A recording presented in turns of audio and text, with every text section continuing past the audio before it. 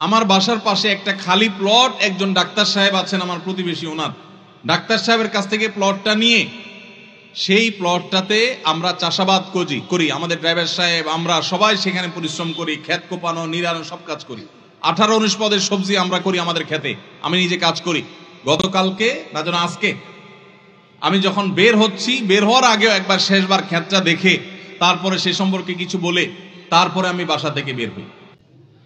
তো এই যে কৃষি কাজ, এটার অনেক গুরুত্ব আছে, সেটা ভিন্ন বিষয়। কিন্তু আমি বলছি অনেক ভাইরা বিদেশ চলে গেছেন চান্স পায়া, অথচ ওনার বাপ কৃষক মানুষ, কৃষি কাজ করা ভালো কাজ, সব ঠিক আছে, কিন্তু বিদেশ গেলে টাকা একটু বেশি আসবে এই আশায় তিনি বিদেশ চলে গেছেন। ওই প্রবাসী ভাই তো বলেন নাই আমার বাপ যেহেতু কৃষক, আমার দাদা যেহেতু কৃষক, অতএব আমি কৃষি কাজই করবো, আমি বিদেশ যাব কেন? এটা কি কেউ বলে? কেউ বলে কোনোদিন?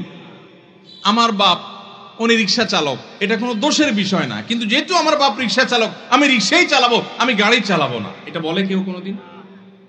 আমার বাপ মা যেহেতু তারা ভাত আর সাদা মাঠা তরকারি খেয়ে জীবন পার করছে, তারা যেহেতু একটা বাঁশের ঘর অথবা টিনের ঘরে ছিল, আমার বাপ মা টিনের ঘর করছে, আমি কেন বিল্ডিং করব, আমি টিনের ঘরেই থাকবো, এইরকম মানুষ পাইছেন আজ পর্যন্ত?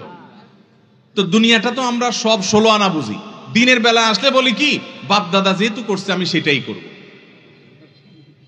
কি বলেন? এই যে বাপ দাদা যেহেতু করছে অতএব এর বাইরে আর যাবো না, এই যুক্তি কি সঠিক না ভুল? বাপ দাদা যেটা করছে আমার সেটা করতে হবে, এটা কখনো সঠিক হতে, বাপ দাদার ভালোগুলো অবশ্যই ধরে রাখতে হবে, বাপ দাদা যদি ভুল করেন সেটাকে বাদ দিতে হবে, ধরে রাখা যাবে। আল্লাহ আমাদের সবাইকে তাওহীদকে ঘরে ঘরে তাওহীদের আলোকে উজ্জ্বল করার, প্রজ্বলিত করার তৌফিক দান করুন। এই ব্রাহ্মণবাড়িয়ার মাটিকে আল্লাহ তাআলা তাওহীদের জন্য কবুল আর মঞ্জুর করুন। বাংলাদেশের মাটিকে আল্লাহ তাআলা তাওহীদের জন্য কবুল আর মঞ্জুর করুন। আমাদের ব্যক্তিগত জীবনে তাওহীদের বাইরে যেন শিরকে আমরা না যাই, আল্লাহ সেই তৌফিক দান করুন। আমাদের সমস্ত কিছু, সব কিছু যার কাছ থেকে আসবেন তিনি কে? আল্লাহ রাব্বুল আলামিন। অনেক ভাইরা আছেন রাসূলকে পর্যন্ত আল্লাহর পর্যায়ে নিয়ে যান, কবরে যারা শাহীদ আল্লাহর ওলি নেককার ওনাদেরকে তো নয়, এমনকি আল্লাহর রাসূল সাল্লাল্লাহু আলাইহি ওয়াসাল্লাম তিনি আমাদের রাসূল, তাকে আল্লাহ পাঠিয়েছেন কেন? তাকে দেখে দেখে অনুসরণ করার জন্য। তাকে যদি আল্লাহর সমান সাব্যস্ত করি এটাও শিরক হবে। এটাও কি হবে? শিরক হবে। আল্লাহর রাসূল সাল্লাল্লাহু আলাইহি ওয়াসাল্লাম নিজেও গোলাম ছিলেন কার? আল্লাহর। আমরা বলি আশহাদু আল্লা ইলাহা ইল্লাল্লাহ ওয়া আশহাদু আন্না মুহাম্মাদান আবদুহু ওয়া রাসূলুহু, আমরা সাক্ষ্য দিচ্ছি যে আল্লাহ ছাড়া কোনো মাবুদ নাই, আর মুহাম্মদ সাল্লাল্লাহু আলাইহি সাল্লাম আল্লাহর বান্দা এবং তাহলে আল্লাহর গোলাম। মুহাম্মদ সাল্লাল্লাহু আলাইহি সাল্লাম আল্লাহর কি?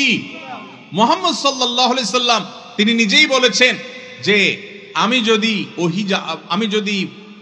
ওহী জানতাম, আমি যদি আপনার গায়েব জানতাম তাহলে লাস্তাকসারতু মিনাল খায়র, তাহলে আমার কোনো অসুখ বিসুখ বিপদ আপদ হইতো না। উহুদের যুদ্ধে নবী সাল্লাল্লাহু আলাইহি সাল্লামের গায়ে আঘাত লাগছে না লাগে নাই?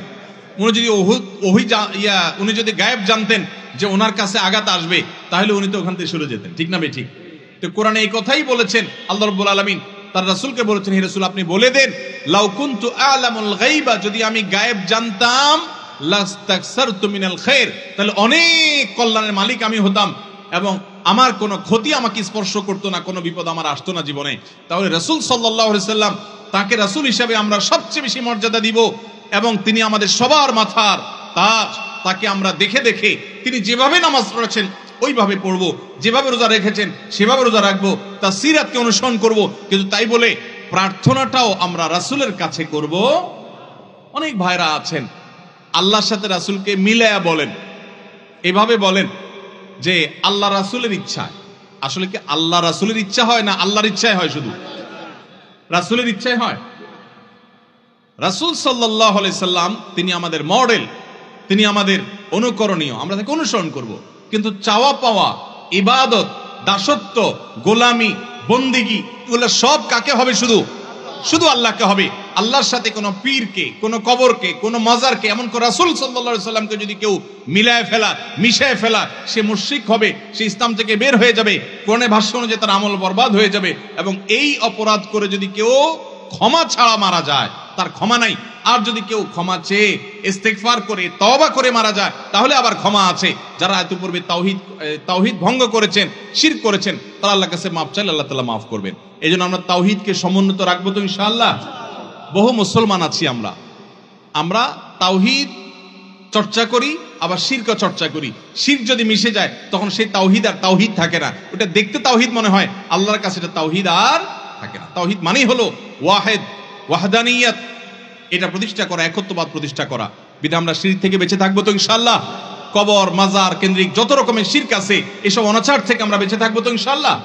আল্লাহ কেন শিরককে এত অপছন্দ করেন? কারণ আল্লাহ চান আল্লাহর বান্দা আল্লাহ ছাড়া কারো গোলামি করবে না। এটা মানুষের জন্য সম্মানের, গৌরবের যে মানুষ আল্লাহ ছাড়া কারোর গোলামি, যদি আল্লাহর গোলামি করার পাশাপাশি আরেকজন মানুষের গোলামি করেন, পাথরের গোলামি করেন, মূর্তির গোলামি করেন, তাহলে এটা আপনার জন্য অপমান, মানবতার জন্য অপমান। যে মানবতার কপাল একটা মূর্তি, একটা পাথর, একটা মানুষের সামনে নত হয়েছে। আল্লাহ চান আমাদের এই কপাল শুধু আল্লাহর জন্য রিজার্ভ থাকবে, আর কারোর সামনে নত হবে। আমাদের সকল ভালোবাসা আল্লাহর জন্য, সর্বোচ্চ ভালোবাসা আল্লাহর জন্য নিবেদন হবে। ভালোবাসা আল্লাহর জন্য, শত্রুতাও